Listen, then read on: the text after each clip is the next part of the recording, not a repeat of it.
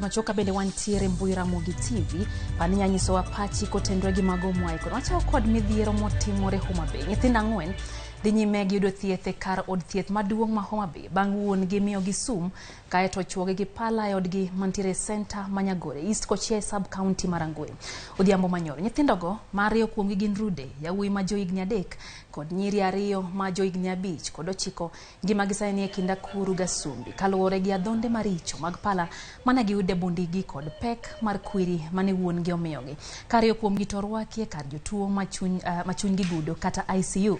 Nyithindo go Roni Ochieng bende notho bang' madho kwiri kana osechuoyo nyithinde 4 go gi pala kaluwore gi ywaruok moko magudi ma bende osebede kinde kod Minode.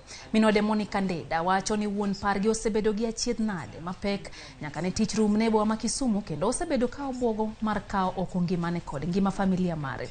Jaratije kar od thieth maduong' ma Homa Bay Laktar Peter Ogola okoni nyithindo go dhi nyime gi yudo thieth kata odoko ni ne otergi kanyo ka ngimagi ni kamarach. Yeah, because I was told that yes. He took the so the chemical is able to affect the different.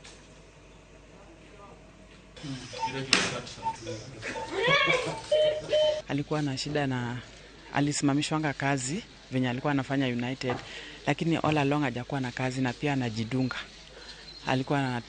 Alikuwa na ugonjwa wa sukari. Sasa mimi pia mwenyewe sina kazi, ngaje nimesomea procurement but sijapata bado kazi.